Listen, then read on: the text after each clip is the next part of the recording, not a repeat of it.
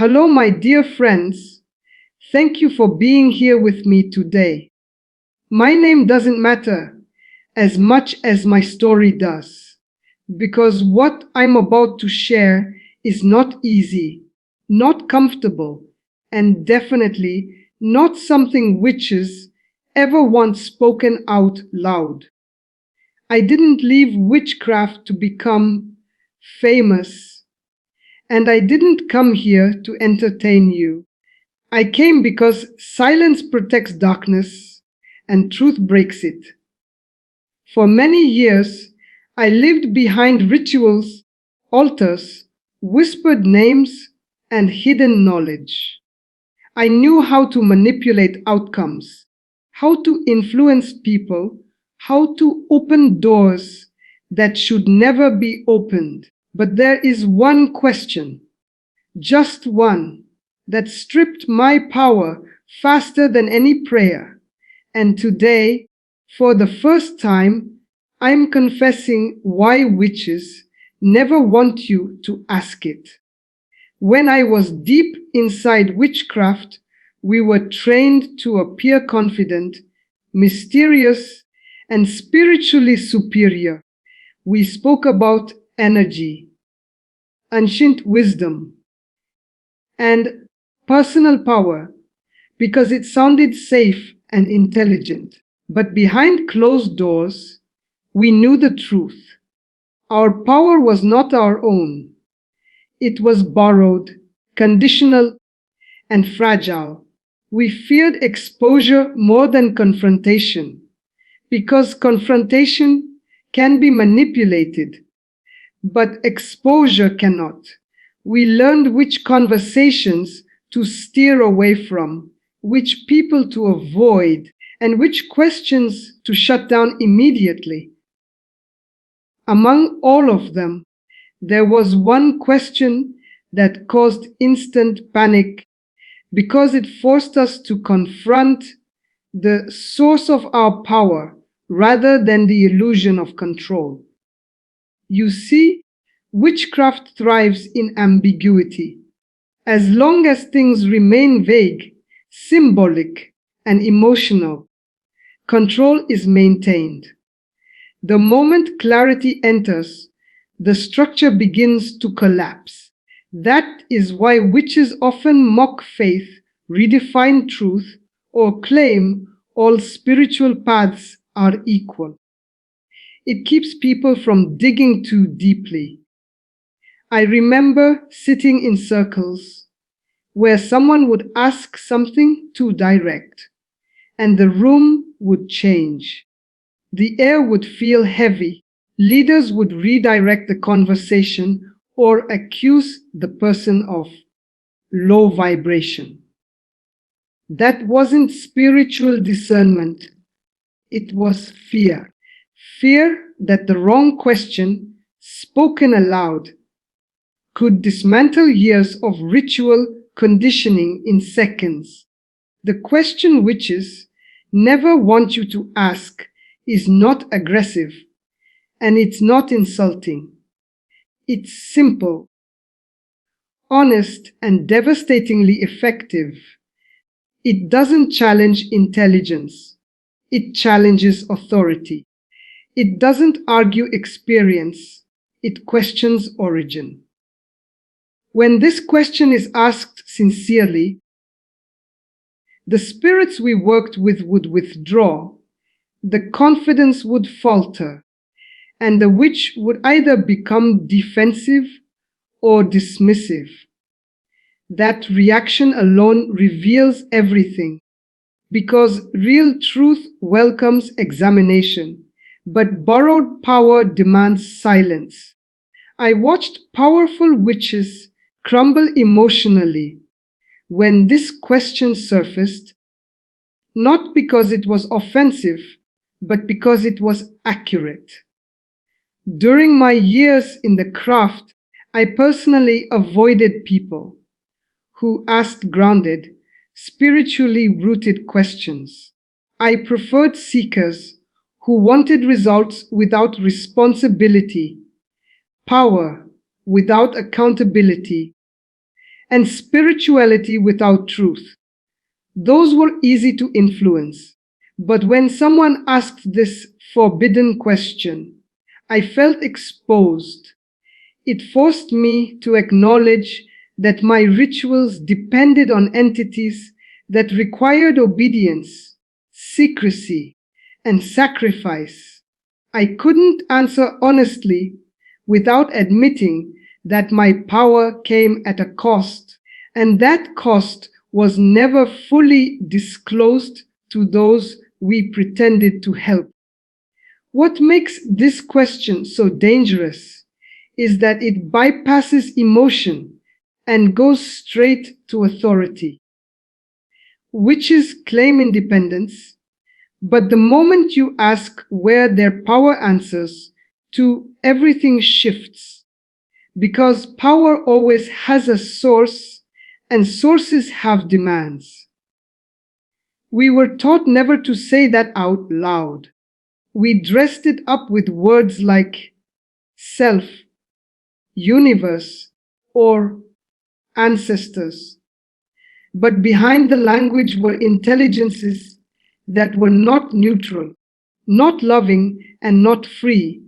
The question exposes that contradiction instantly, and once exposed, the illusion cannot be repaired.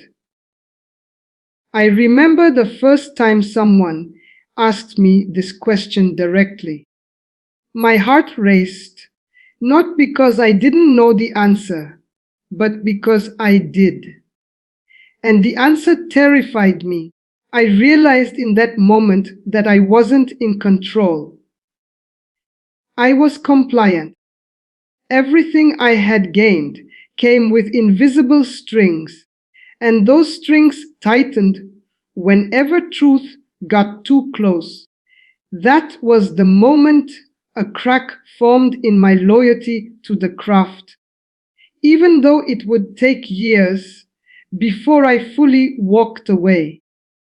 Witches fear this question because it leads to accountability. It removes the fantasy that power is neutral and exposes the spiritual hierarchy we were part of.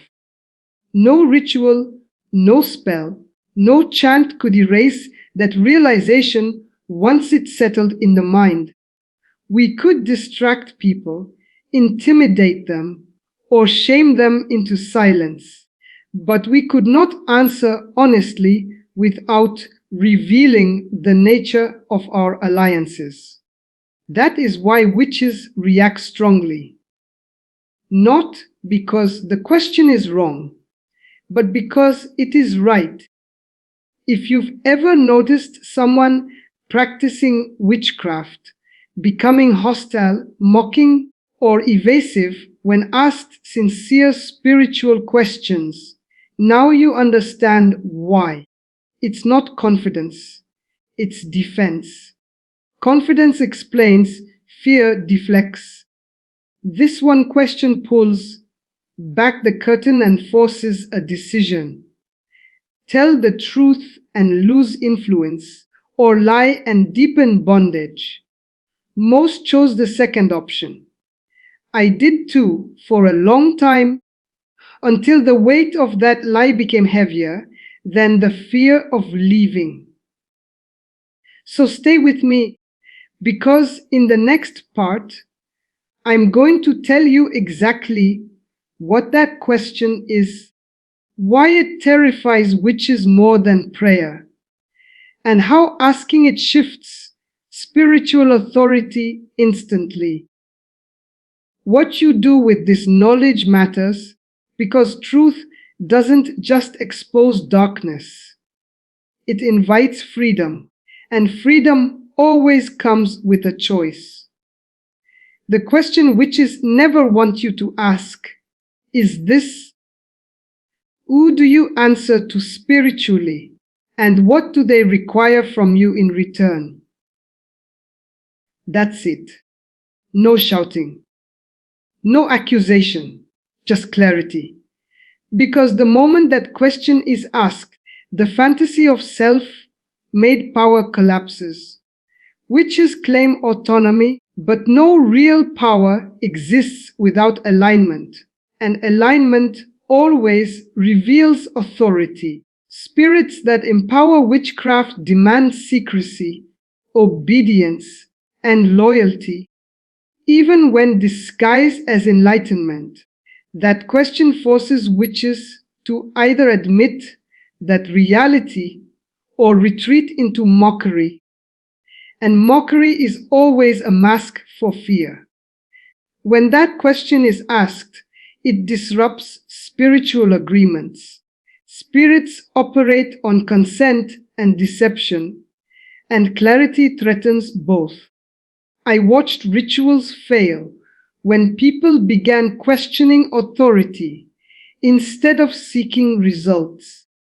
I saw manifestations weaken when accountability entered the conversation. Because darkness doesn't fear noise, it fears truth.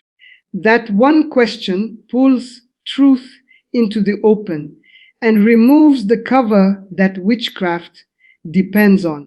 It exposes that power was never free, never neutral, and never without consequence.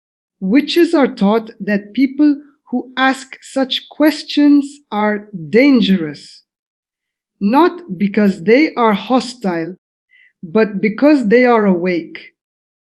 Awakening breaks spells faster than resistance ever could. The craft thrives on fascination, curiosity, and emotional vulnerability.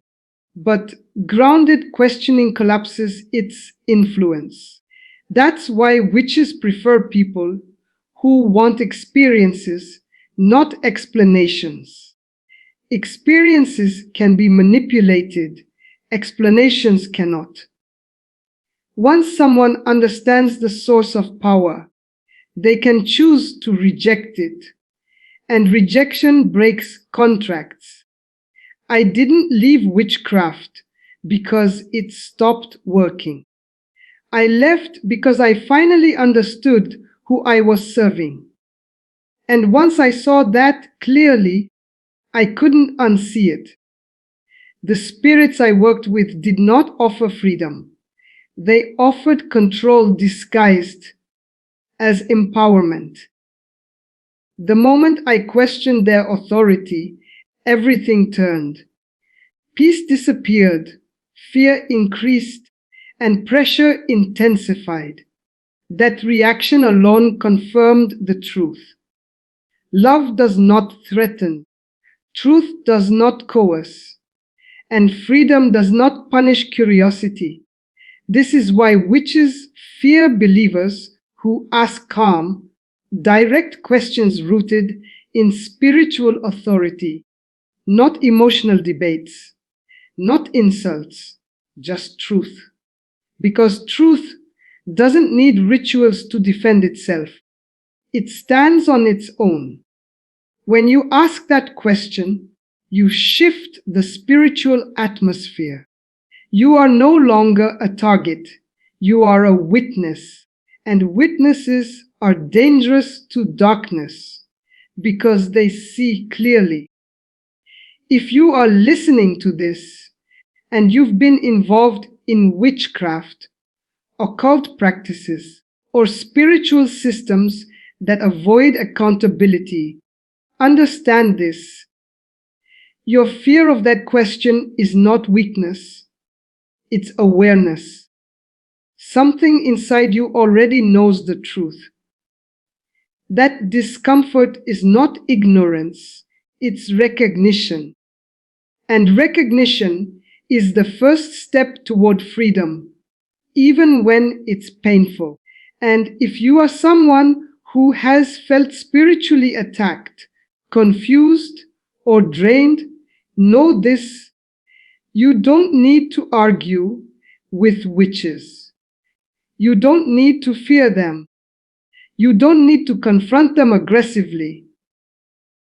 Truth is quieter than that and far more powerful. One honest question can do what hours of conflict never will. because authority is not proven by volume, but by origin. Today, I share this not to glorify my past, but to dismantle its influence. Witchcraft survives when people are impressed by power, but uninterested in truth. But truth exposes the cost behind the curtain. I paid that cost for years, and I don't want anyone else unknowingly stepping into the same bondage disguised as freedom. So remember this: any spiritual power that cannot answer who it serves is not free. Any system that avoids accountability is not enlightened, and any force that fears questions is not worthy of loyalty. Ask the question calmly, ask it sincerely, and watch what happens next.